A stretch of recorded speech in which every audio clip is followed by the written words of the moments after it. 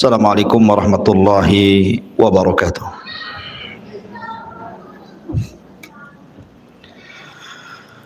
Alhamdulillah wassalatu wassalamu ala Rasulillah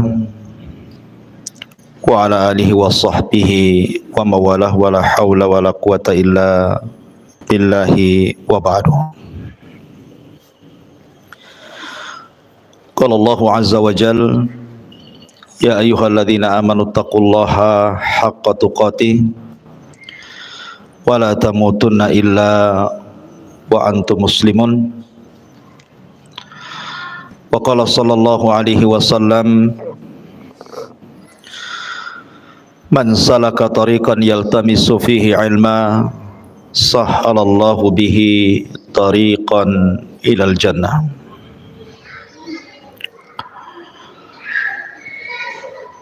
Baik, kita lanjutkan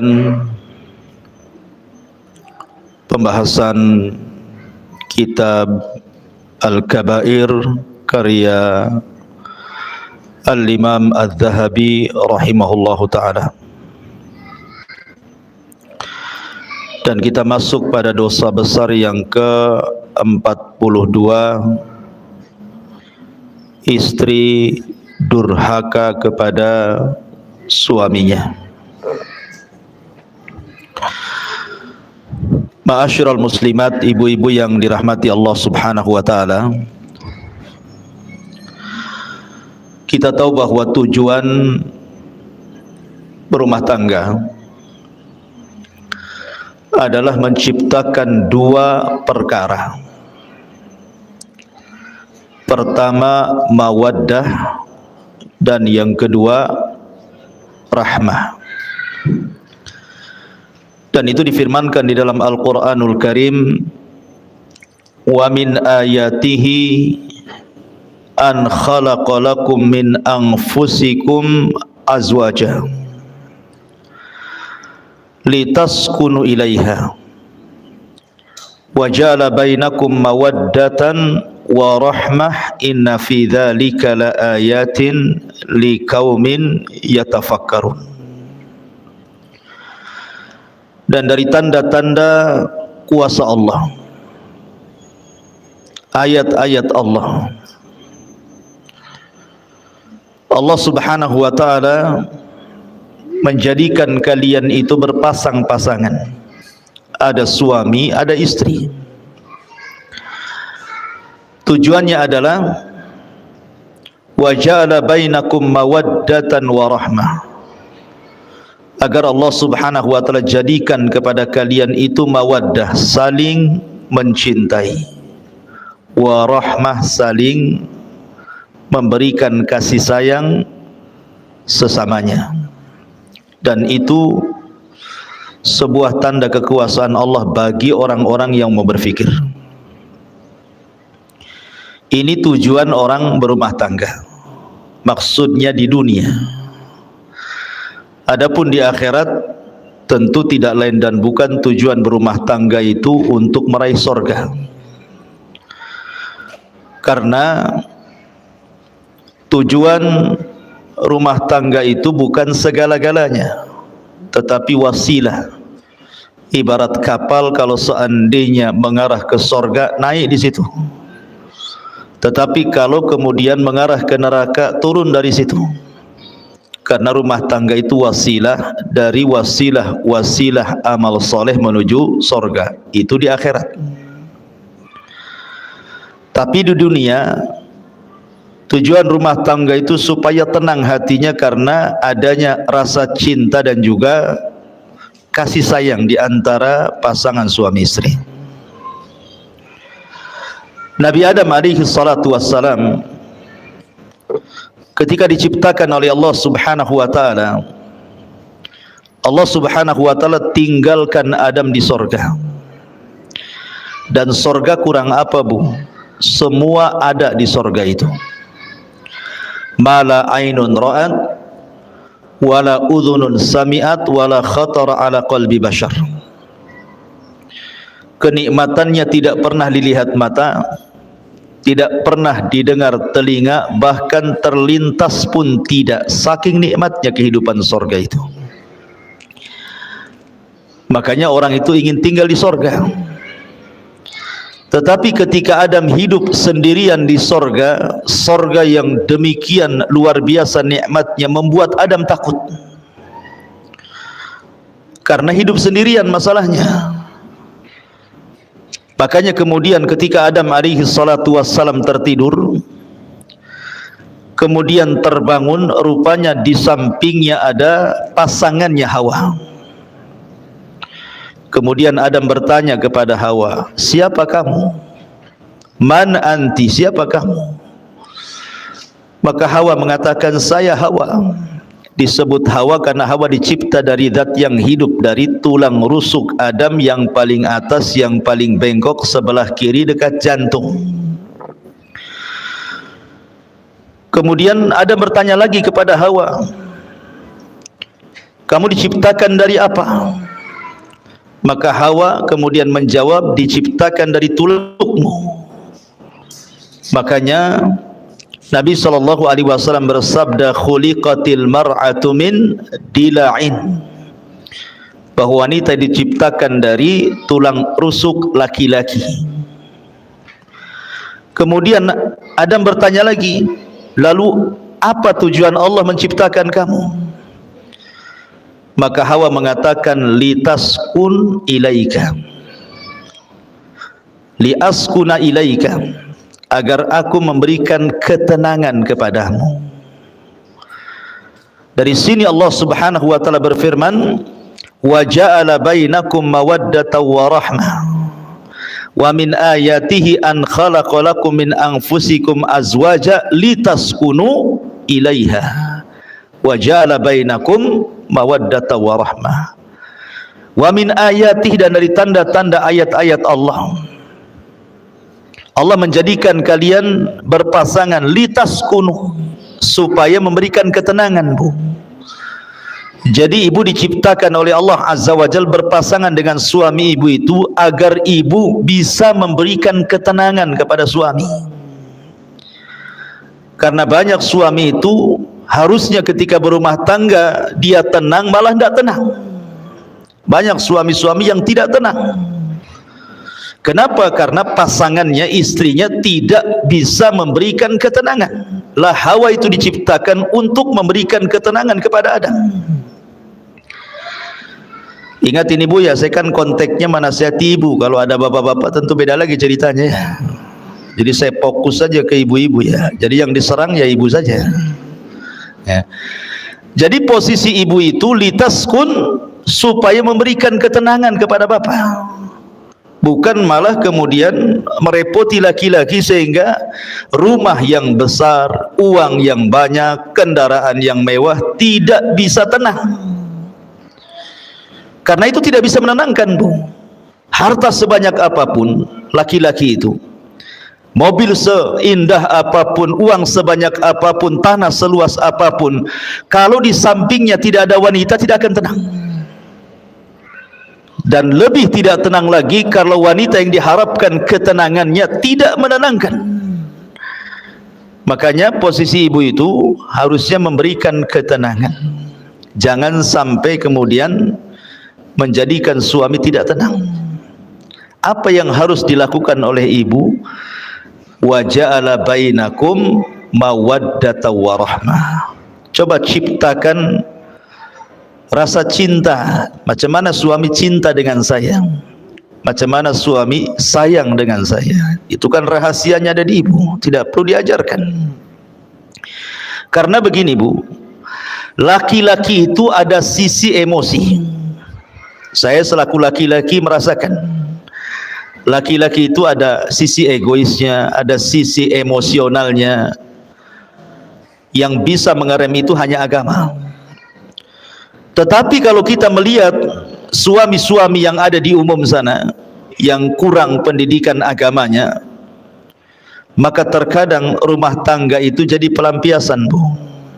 Jadi kalau dia ada masalah di luar, itu sansaknya itu ibu tuh yang jadi objeknya itu, padahal masalahnya di luar.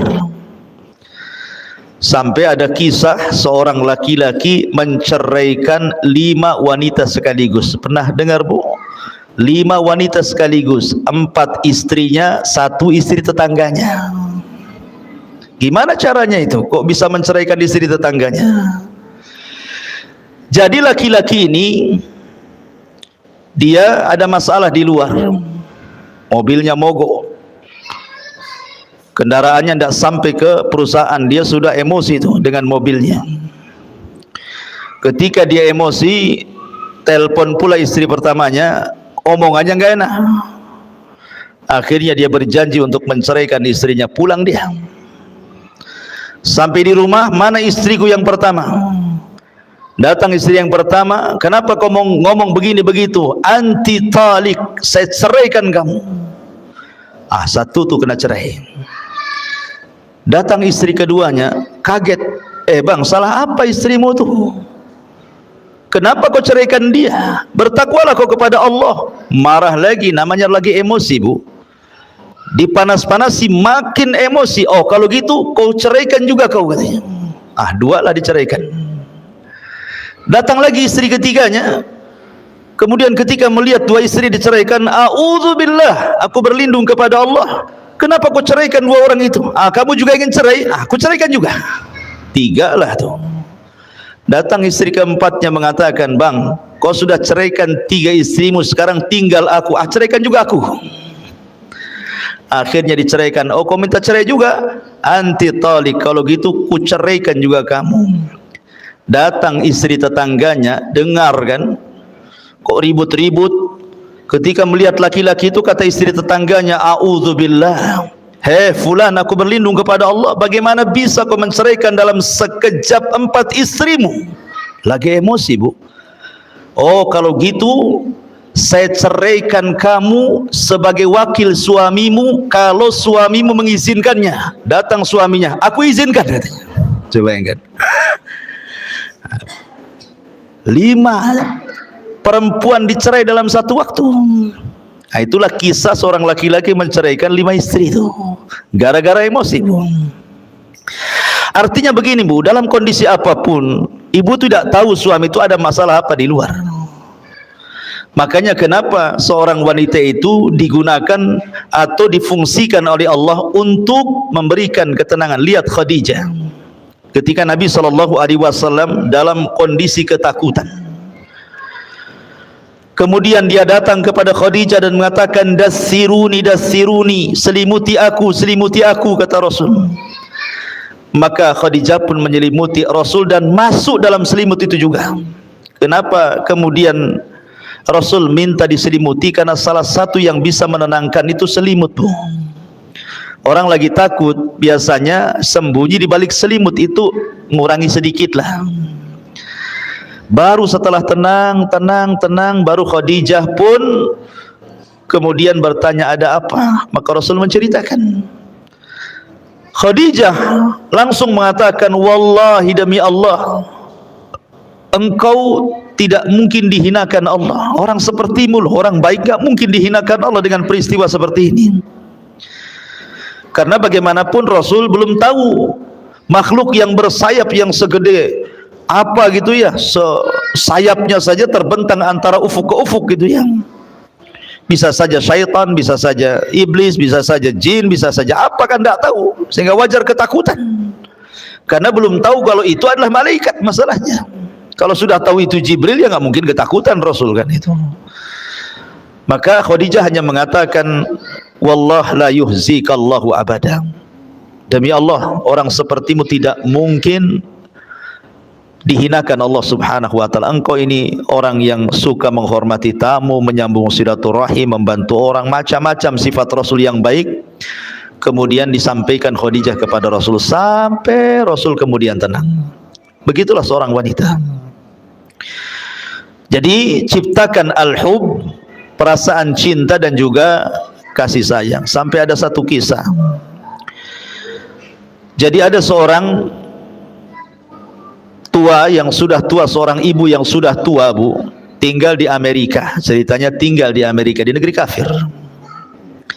Ibu ini sedang sakit, sudah nenek-nenek, sudah tua, sakit. Kemudian ada seorang wanita muda merawat dia setiap hari. terkadang menyuapi, ngurutin, mijitin, menghibur dengan kata-katanya. Baik sekali wanita muda ini kepada ibunya ini. Jadi susternya itu heran gitu ya, karena setiap hari asik dia saja, seolah-olah nggak ada keluarga lagi ibu ini, asik dia lagi gitu. Jadi dia bertanya, siapa kamu? Apa tidak ada keluargamu? Kenapa kamu terus yang menjaga ibumu ini? Katanya perempuan muda ini bukan ibuku. Jadi kagetlah suster ini ya, karena perlakuan anak ini persis seperti ibunya sendiri gitu ya, memberikan kasih sayang, ngasih makan, begitu seterusnya lah. Jadi perawat kafir ini heran, bukan ibunya tetapi memperlakukan lebih daripada ibunya. Jadi perawat ini tanya, kamu ini siapa? Maka maksudnya ibu itu siapanya kamu gitu ya. Kata wanita muda itu, aku ini seorang muslimah, aku ini seorang wanita muslimah. Ibu ini adalah mertuaku, dia adalah ibu daripada suamiku. Jadi ketika mendengar nih suster ini bahwa itu bukan ibunya tapi mertuanya, bukan yang melahirkannya, tetapi sayangnya begitu luar biasa. Kok bisa gitu ya? Akhirnya dia berpikir, demi Allah, kata suster kafir ini, aku punya ibu, kemarin pun sakit tetapi aku tidak pernah menjenguknya. Terkadang hanya aku lewat WA saja, semoga lekas sembuh, tapi tidak pernah datang, apalagi sampai seperti menyuapi, menghibur, memijiti, dan begitu seterusnya gitu ya. Maka seorang wanita muslimah ini mengatakan, demi Allah, bahwa aku berbuat baik kepada mertuaku ini karena ini bagian daripada hakku berbuat baik kepada suamiku.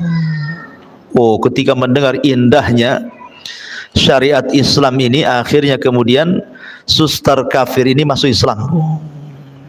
Lihat ya. Jadi ketika ibu ini berbuat baik kepada orang tua suami, maka ibu harus menganggap orang tua suami itu sama dengan ibu sendiri, dan itu bagian bahwa ibu sedang melaksanakan hak sebagai seorang istri kepada suaminya. Ini di zaman ini tidak aneh gitu ya, suami ini ngirim uang sama ibunya, ibu pula yang emosi, ya kan? Jangan banyak-banyak bang kalau ngirim itu. Ini rumah belum selesai, kulkas belum dibeli, sepeda motor belum lunas, tanah sebelah belum dibeli, aduh semua pengen semuanya.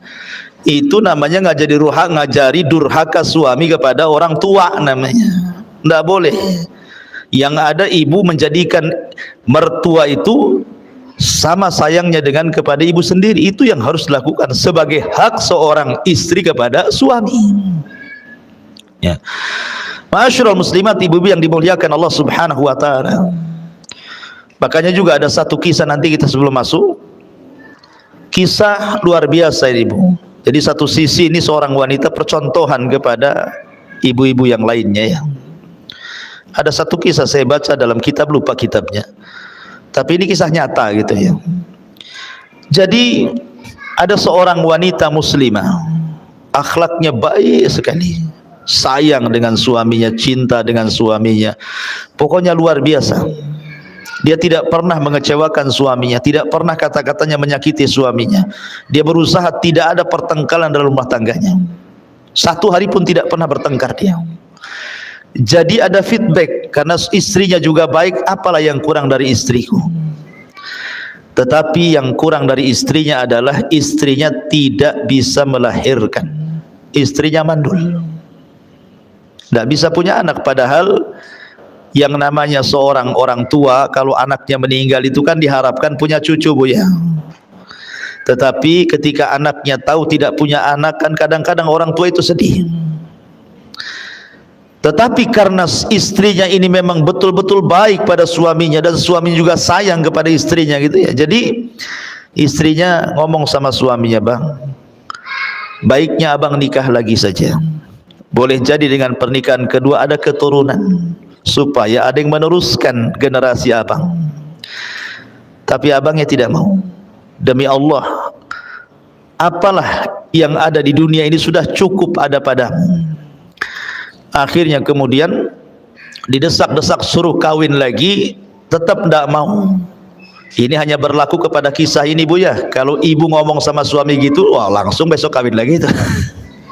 Ya, jadi ini maksudnya ini betul-betul sayangnya suami kepada istri seperti itu. Karena istri pandai mengambil sayang suami. Sampai akhirnya Allah takdirkan istrinya ini diponis kanker rahim. Dan kata dokter usianya tidak akan lama, paling lambat 1 bulan dia akan mati. Jadi istrinya ngomong sama abangnya, nih bang, tengok dokter sudah mengatakan bahwa usiaku tidak akan sampai 1 bulan, sebaiknya abang menikahlah biar aku bisa menyaksikan pernikahan itu. Akhirnya kemudian suaminya tetap nggak mau. Bahkan dia ketika istrinya dirawat di rumah sakit itu, dia tinggalkan semua pekerjaannya. Dia duduk di samping istrinya, kemudian merawat istri, semua pekerjaan dibawa ke rumah sakit. Sampai betul prediksi dokter, belum 1 bulan istrinya menghembuskan napas terakhir. Betapa sedihnya seorang suami kalau yang dicintainya itu meninggal seperti itu. Lihat Nabi, 1 tahun meninggal Khadijah itu tidak bisa menghapus kesedihannya karena cintanya Rasul kepada Khadijah. Jadi setelah istrinya meninggal dunia, beberapa waktu setelahnya pembantunya datang membawa surat, dan pembantunya mengatakan, Pak, ini surat dari istri Bapak semasa hidup, saya dilarang memberikannya kecuali setelah wafatnya. Dan ini juga ada kado pemberian dari istri Bapak, katanya. Ada surat dan ada kado. Rupanya setelah dilihat kadonya hanya cermin biasa untuk mengaca. Kemudian dia menitip surat dan isi suratnya dia memohon, Bang, ketika aku di dunia aku memaksa engkau berpoligami supaya punya anak, abang tidak mau. Saya paham, boleh jadi abang takut saya cemburu. Tetapi apalah cemburu sekarang, istrimu sudah meninggal dunia. Tidak mungkin orang di kuburan akan cemburu kepada orang yang di atas kuburan. Tolonglah menikah, Bang. Kalau abang cinta dengan aku, kalau dia punya anak perempuan, kasih nama anak itu diriku, supaya menunjukkan bahwa sayang itu sampai ke kuburan, katanya. Luar biasa, Bu ya, kisah ini. Kayak sinetron aja, Ustaz. Enak kali kalau punya kisah kayak gini ya. Tapi tidak mustahil kok bisa dilakukan seperti ini kalau istri itu pandai menciptakan mawaddah warahmah. Lah salah satu, Bu, yang meretakkan rumah tangga, salah satunya yang meretakkan rumah tangga dan hilangnya mawaddah dan rahmah adalah durhakanya istri kepada suami. Apa itu? Ini kita akan bahas dalam kitab ini. Allah Subhanahu wa taala berfirman, wallati takhafuna nusuzahunna fa'idhuhunna wahjuruhunna fil madhaji' wadribuhunna fa in ata'nakum fala tabghu 'alaihinna sabila innallaha kana 'aliyan kabira. Perempuan-perempuan yang kamu khawatirkan akan nusuz itu selingkuh, melakukan perbuatan-perbuatan keji dalam rumah tangga. Tidak mesti selingkuh beneran dengan laki-laki, tidak. Bisa saja dia melawan dengan kata-katanya, bisa saja melawan dengan perbuatannya sehingga menjadikan suami marah dan emosi. Maka tugas suami fa'idhuhunna, pertama memberikan nasihat kepada istrinya. Wahjuruhunna fil madhaji, tidak bisa diberikan nasihat, pisah ranjang. Kalau wanita berakal, ketika suaminya saja tidak mau menyentuhnya itu sudah sakit hati, Bu. Kalau wanita itu berakal, ketika suami tidak mau menyentuh, apalagi tidur di tempat lain, istri di atas, suami di bawah atau lain kamar, itu sudah sakit hati. Tapi wanita zaman sekarang akalnya sudah nggak ada. Nggak apa-apa, tidurlah sana, katanya. Kadang-kadang wanita seperti itu ya. Wadribuhunna, kalau masih nekat juga, tidak mau sadar juga, tidak mau minta maaf juga, maka suami boleh memukul sebagai simbol itu akhir daripada nasihat. Maka boleh seorang suami menceraikan.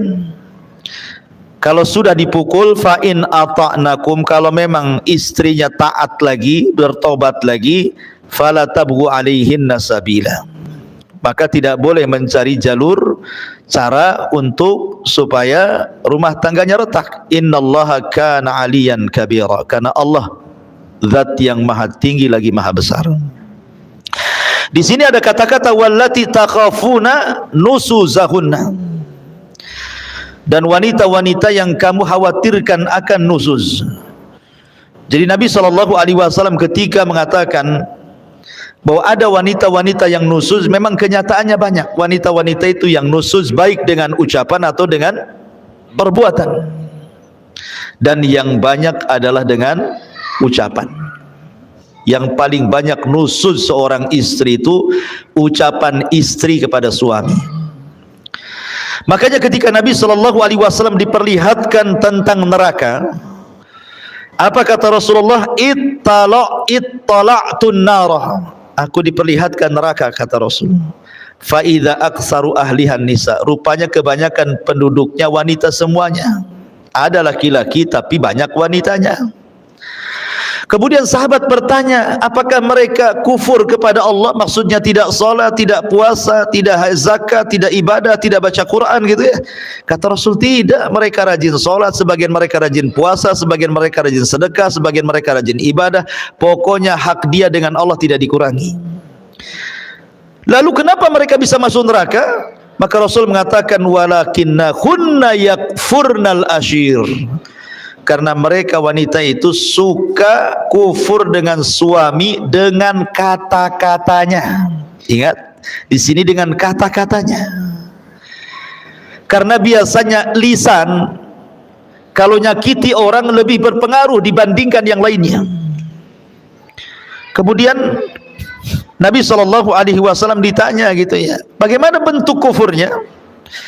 Maka bentuk kufurnya adalah apabila seorang suami banyak melakukan kebaikan kepada ibu, kemudian ada kesalahan satu kali, tiba-tiba ibu mengatakan, engkau belum pernah berbuat apa-apa kepada saya. Abang ini sebenarnya tidak cinta sama saya.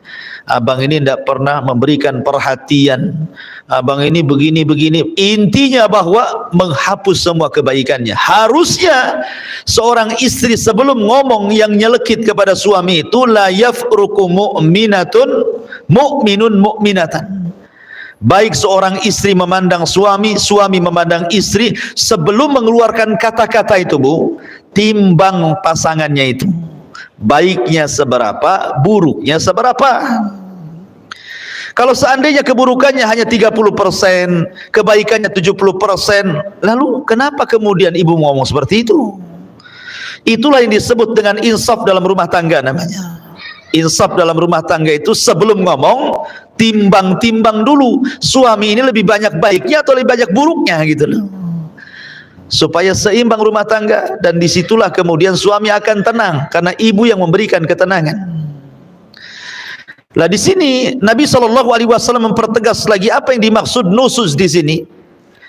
Nabi mengatakan, idza da'a ar-rajulu imra'atahu ila firashihi falam ta'tihi fabata ghadbana 'alaiha la'anathal malaikatu hatta tusbiha. Apabila seorang suami mengajak istrinya ke tempat tidur, tetapi sang istri menolaknya, sehingga sang suami marah-marah sepanjang malamnya dongkol, maka para malaikat akan melaknat ibu tersebut atau istri tersebut sampai datang waktu subuh. Subhanallah. Di dalam hadis, Bu, ada yang mengatakan apa? Idza tazawwaja ahadukum faqad istakmala nisfa dini. Apabila seorang itu menikah, berarti seseorang sudah mendapatkan separuh agama, kan gitu ya. Ibu dapat separuh agama, bapak pun dapat separuh agama. Apa yang dimaksud separuh di sini? Separuh agama yang dimaksud dalam rumah tangga adalah kebutuhan biologis. Ya Ibu ya. Jadi separuh agama itu artinya kebutuhan biologis. Karena kalau orang tidak berpasangan, tidak punya istri, atau tidak punya suami cenderung maksiat kepada Allah Azza wa Jalla. Cenderung maksiat kepada Allah Azza wa Jalla, berzina, zina mata, zina telinga, zina pikiran, bahkan terkadang dibenarkan dengan zina kemaluan gitu ya. Tetapi ketika kemudian seseorang menikah, semua terjaga. Dari sinilah makanya apabila seorang wanita atau laki-laki kemudian menikah, maka separuh agama sudah ibu dapati dan separuh agama suami sudah dapati. Kenapa? Karena sudah terpenuhi hajat biologisnya, sudah terpenuhi ya. Jadi separuh agama itu adalah hubungan suami istri. Makanya kalau seandainya seorang wanita kemudian diminta oleh suaminya kok menolak gitu kan, makanya kenapa syariat Islam itu sampai betul-betul mengutuk wanita itu, sampai diutus malaikat yang khusus melaknat. Jadi ada malaikat-malaikat tubuh yang diutus oleh Allah, dia kerjanya yang laknat saja, melaknat orang. Dia nggak ada lagi kerjanya malaikat itu, dia tugasnya hanya melaknat, mengutuk. Nah itu saja. Dan salah satu malaikat itu yang suka melaknat dan mengutuk itu akan mencari ibu-ibu di malam hari. Siapa yang suaminya dongkol gara-gara ibu, siapa yang suaminya marah gara-gara ibu, gara-gara hubungan ranjang, maka malaikat itu akan terus mengutuk-ngutuk ibu walaupun ibu sedang tidur sampai subuh. Bayangkan kalau Allah takdirkan ibu tidak bangun lagi tuh, ibu meninggal dunia sementara sedang dikutuk-kutuk malaikat, apa jadinya tuh? Ya. Makanya di sini kenapa kemudian Imam Zahabi rahimahullahu taala memasukkan durhaka kepada istri dalam bab hubungan suami istri yang khusus itu bagian daripada dosa besar. Dalam riwayat yang lain, idza batatil mar'atu hajiratu firasha zawjiha la'anathal malaikatu. Apabila sang istri semalam menjauhi tempat tidur suaminya, maka para malaikat akan melaknatnya. Maksudnya kalimat menjauhi ini Bu, bisa secara hissi, bisa secara maknawi. Secara hissi, ibu pindah ranjang ya, dengan alasan apalah, tidak mau tidur sama suaminya, itu secara hissi. Secara maknawi gitu ya, suami tidak tertarik sama ibu ya. Ya maaf, mungkin kadang suami tidak suka dengan istri, mungkin ngoroknya keras gitu kan. Ada istri itu ngoroknya 1 kilo kedengaran, kok gitu kan. Suaminya baru datang capek-capek, harusnya itu kan istri kan di rumah nggak ngapa-ngapain, ya kerja juga sama. Kalau bisa itu, kalau tahu memang ibu tukang ngorok, biarkanlah suami tidur dulu kan itu ya, baru ibu tidur. Sebab kalau ibu tidur dulu udah suami capek kena ngorok, ibu kan double tuh ya capeknya itu kan, dongkol di perusahaan, dongkol pula sama ibu ya. Artinya ada menjauh secara maknawi, atau mungkin dandanan ibu kurang menarik gitu ya, sehingga kemudian suami ini tidak suka, malas tengok ibu. Habis di jalan dia nengok perempuan-perempuan seksi, sampai di rumah pula ibunya malah menggunakan pakaian-pakaian nggak jelas, atau malas dandan, badannya ndak wangi, pokoknya nggak selera lah ibaratnya gitu ya. Itu juga maknanya menjauh secara maknawi tuh. Kalau isi jelas-jelas ya, umpamanya tidur di bawah aja lah kan gitu ya. Tapi secara maknawi, secara maknawi ini yang banyak ini biasanya. Ya, karena seolah-olah karena sudah rumah tangga lama, anak sudah 3, 4 gitu, suami tidak mungkin ini juga asal-asalan, tidak begitu Bu. Nabi SAW itu ketika menikah dengan Aisyah radhiyallahu anha sudah tua gitu ya, dan sebagian istri Rasul juga banyak yang sudah tua, tapi mereka mencontohkan bagaimana menjadi seorang istri Nabi dan akan dicontoh oleh istri-istri umat Nabi SAW sampai hari ini. Maka bahagiakan suami. Kemudian Rasul juga mengatakan, walladzi nafsi biyadi ma min rajulin yad'u imra'atahu ila firashiha fata'ba alaihi illa kana alladhi fis sama'i sakhitan 'alaiha hatta yarda anha zawjuha. Demi zat yang jiwaku berada di tangannya, Ketika ada seorang suami mengajak istrinya ke tempat tidur tetapi sang istri mengabaikannya, maka zat yang ada di langit akan murka kepada wanita tersebut sampai suaminya ridha kepadanya. Bayangkan zat yang ada di langit. Siapa? Allah. Allah akan murka. Ya.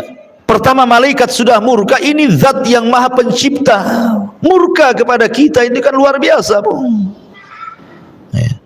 Kalau Allah sudah murka, siapa yang bisa meredam kemurkaan Allah?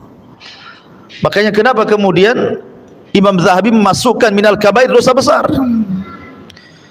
Bahkan dalam riwayat, la yahillu limra'atin antasuma wa zawjuha syahidun illa bi'idni wala ta'zana fi baitihi illa bi'idni.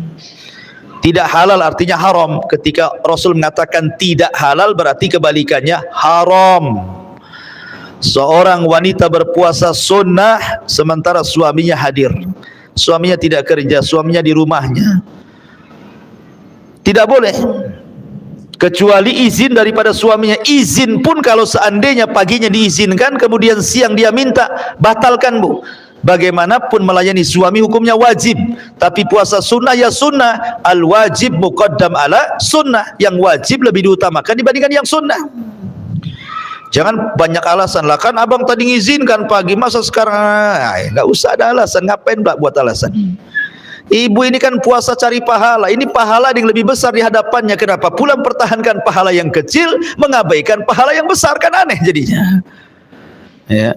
Nah, itu juga sebuah perhatian, karena sekali lagi bahwa salah satu tujuan berumah tangga itu menciptakan kebahagiaan, dan 50%-nya bicara tentang biologis hubungan suami istri. Ya.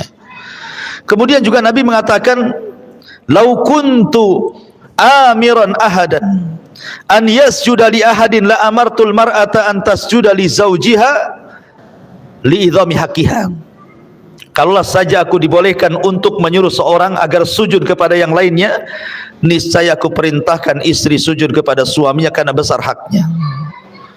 Begitulah, maka jangan pernah menentang ajakan suami. Jangan pernah ada alasan, saya ini capek Ustaz, dari pagi lah saya ini masaklah, inilah itu dan lain sebagainya, ya kan? Memang hidup di dunia kan capek, Ibu. Siapa yang tidak capek? Hidup di dunia ini capek. Tidak ada yang tidak capek, ya kan? Semua jadi ibadah gitu ya. Makanya sekecil apapun dalam urusan rumah tangga itu jadi ibadah, Bu. Contoh, Bu, pandangan, an-nazar. Apabila seorang pasangan memandang pasangannya yang lain, suami memandang istrinya, istri memandang suaminya, nazaran, dengan pandangan yang menyenangkan, maka Allah akan buat pandangan itu menjadi pandangan rahmat, Bu. Jadi kalau ibu memandang suaminya karena sayang, karena cinta, maka Allah ganti pandangan ibu itu menjadi pandangan rahmat kepada suaminya. Ya, Bu, ya. Jadi jangan sekali, kadang-kadang gara-gara masalah kecil pandangan sudah berbeda tuh. Istrinya pengen dibelikan apa sama suaminya kan, mungkin sudah janji tak sebulan 2 bulan mau belikan cincin umpamanya gitu ya. Bang, abang kan udah janji mau belikan cincin 5 gram jadilah bang, katanya. Kata abangnya, nantilah, belum ada uang. Mulai pandangannya sinis, beda tuh. Kan? Jangan, Bu, ya. Jangan seperti itu. Kalau bisa stabilkan sajalah pandangan itu. Nah, perlu kemudian gara-gara itu kemudian sinis pula gitu. Supaya suaminya dibuat pula persoalan, supaya suaminya betul-betul belikan ibu emas, dibuat gara-gara lah bahasanya kan. Jadi mandang saja pahala. Apalagi kalau lebih daripada itu, turun dari pandangan ke lisan, senyum. Senyum ini terkadang pengaruhnya lebih besar dibandingkan bicara, Bu. Ya. Senyum itu bisa lebih besar pengaruhnya dibandingkan orang bicara, merayu. Ya. Tetapi senyum itu pengaruh luar biasa. Saking berpengaruhnya senyum itu sampai Rasul mengatakan, loh, tabassumuka li akhika sadaqah. Senyum kamu kepada saudaramu itu dianggap sedekah. Loh, bagaimana kalau seorang istri senyum kepada suami? Tidak pernah senyum terus, kan enak, Bu, kalau orang senyum terus. Ya, kayaknya suami itu kayaknya tenang, kayak pengen pulang terus. Walaupun merasa salah itu, kalau nengok senyum istrinya itu tenang, Bu. Ya. Tapi kalau ibu sudah menampakkan wajah seramnya ya, gimana suami akan tenang? Senyumlah, walaupun ada masalah senyum. Terkadang aneh, ada seorang istri lagi masalah dengan suaminya. Tiba-tiba ada telepon dari kawannya. Sempat-sempatnya dia tertawa dengan kawannya di saat dia sedang bermasalah dengan suaminya. Padahal tertawa dan senyum kepada kawannya dalam telepon itu dibuat-buat karena hatinya dia sedang dongkol gitu loh. Kalau dia bisa membuat senyum pura-pura kepada kawannya seolah-olah tidak ada masalah, kenapa tidak bisa buat pura-pura senyum kepada suaminya, Bu? Kan gitu ya? Kan aneh jadinya. Kok sama orang bisa pura-pura, kok sama suami tak bisa pura-pura gitu ya? Buatlah senyum pura-pura, ada apa-apa senyum pura-pura. Masalahnya gini Ustaz, saya kalau senyum-senyum kepada suami apa kau katanya? Ada apa? Ya karena ibu jarang senyum. Jadi kalau ibu senyum, suami udah deg-degan tuh jadinya. Ini jangan-jangan ada maunya nih kan gitu ya. Tapi kalau orang senyum terus kan nggak curiga suami itu. Ini jarang senyum, sekali senyum pasti ada apa-apa itu di balik senyum tuh. Makanya apalagi kalau tambah daripada pandangan senyum sampai kepada kata-kata, sampai kepada perbuatan. Maksudnya perbuatan itu ibu menyenangkan suami, betul-betul menyenangkan gitu ya. Mampu menjaga badan, mampu menjaga badan. Ini enggak gitu ya. Makin bulan kok makin tambah lah beratnya ini. Timbangannya sampai jarumnya enggak ada lagi angkanya. Ya, jadi jagalah penampilan, jaga pakaian, jaga semuanya, enggak masalah. Saya sudah tua Ustaz, enggak ada agama itu, enggak ada tua, enggak ada muda. Ya. Agama itu semua sama.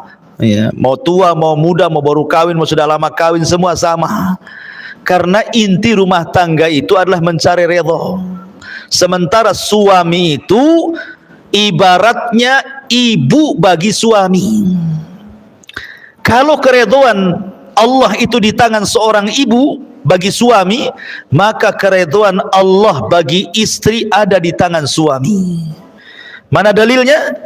Lihat hadis selanjutnya. Ungduri aina anti minhu fa innahu jannatuki wa naru. Berkata Aman bin Muhsan, aku pernah menceritakan suamiku kepada Nabi SAW. Lalu dia mengatakan, kata Nabi SAW ketika dia mengatakan, bagaimana kondisimu dengan suamimu? Kata wanita ini, aku sudah berusaha keras membahagiakan suamiku kecuali apa yang aku tidak sanggup, kata wanita ini. Maka Rasul bersabda, lihatlah di mana posisimu di hadapan suamimu. Karena suamimu bisa menjadi sorgamu dan juga bisa menjadi nerakamu. Jadi yang menentukan sorga dan neraka seorang anak wanita itu, istri itu adalah suaminya, beda dengan suami. Kalau suami yang menentukan sorga dan neraka ibunya, orang tuanya, karena haknya lebih besar dibandingkan kepada istri dan anaknya. Beda dengan istri, ya kan? Kalau istri yang lebih berhak kepada suami.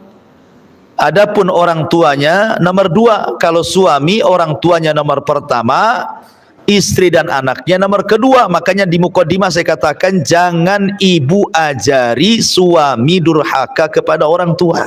Jangan. Laki-laki itu berakal, Bu, dia tahu bagaimana cara membahagiakan. Ya.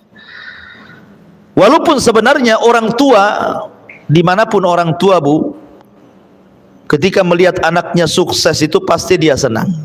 Dia senang. Terkadang ada sebagian orang tua itu tidak peduli dengan anaknya. Mau anaknya itu public figure, mau anaknya itu mungkin punya jabatan, punya pangkat, pemimpin. Kadang-kadang nggak peduli orang tua itu. Orang tua itu hanya menyokolahkan anak itu supaya anaknya jauh lebih baik dibandingkan orang tuanya. Apalagi orang-orang tua di desa yang tahu bahwa kita ini anaknya, gitu saja, nggak peduli ibu ini jadi apa di Batam ini, suami jadi apa, nggak peduli.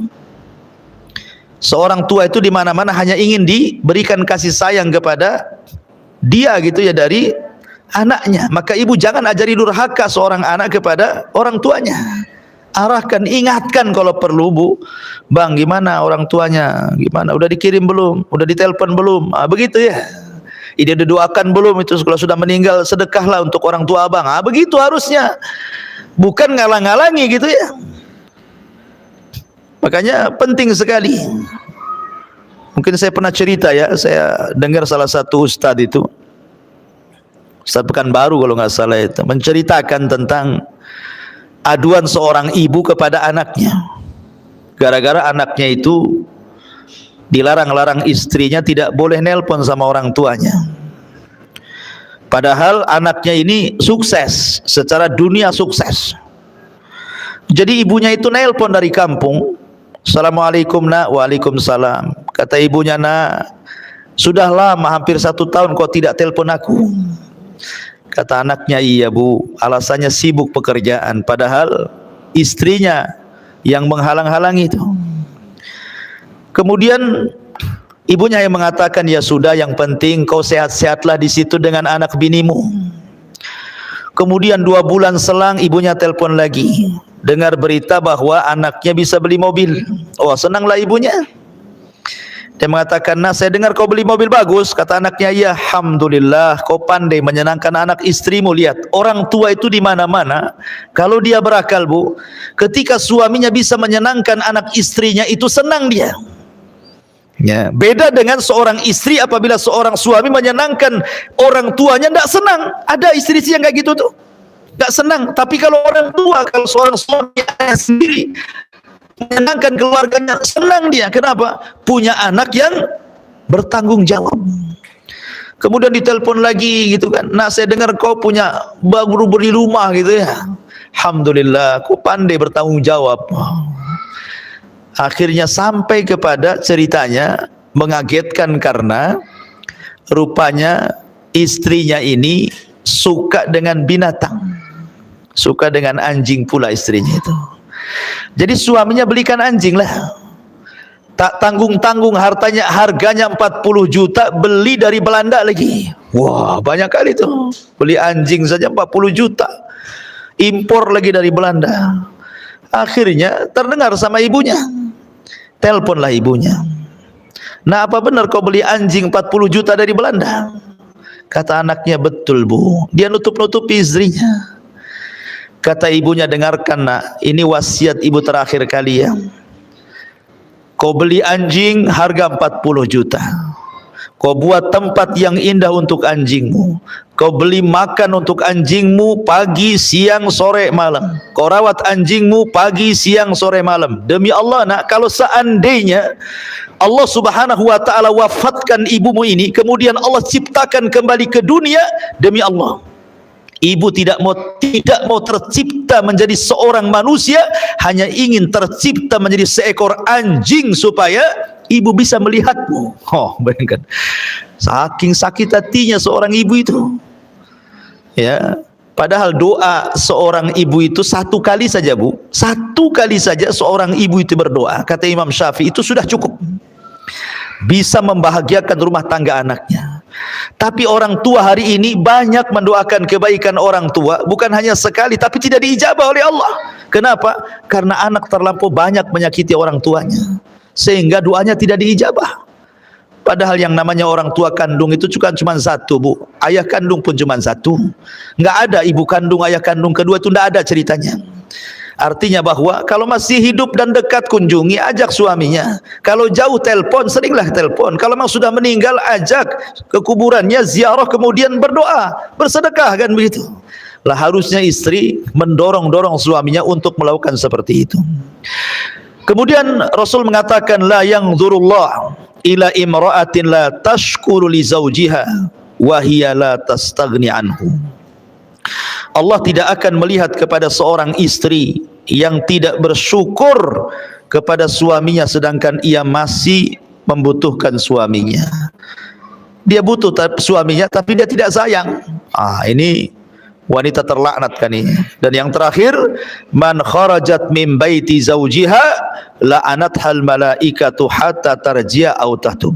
Barang siapa seorang istri yang keluar dari rumah suaminya tanpa izin suami, maka para malaikat akan melaknat hingga dia kembali atau bertobat. Banyak istri gara-gara bertengkar dengan suami dia nggak sabar, akhirnya ditinggalkan suaminya pulang ke rumah orang tuanya. Itu kan banyak tuh kasus-kasus kayak gitu Bu ya. Dia tidak baca hadis ini ya, Allah laknat. Kalau ada permasalahan dengan suami, maka cobalah cari solusi berdua. Kalau tidak sanggup, maka libatkan keluarga, atau mungkin ustad-ustad, atau mungkin wejangan-wejangan dari tokoh-tokoh yang mungkin dekat dengan suami, atau bisa mendamaikan, atau bisa menenangkan. Yang jelas jangan terburu-buru keluar, apalagi tanpa izin suami. Itu ada masalah. Tidak ada masalah saja tetap dilaknat.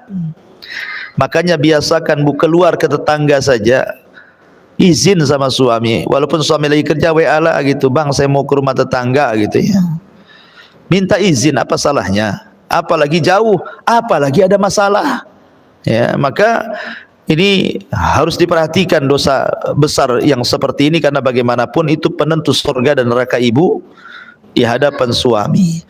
Wallahu a'lam bishawab. Ini yang bisa sampaikan.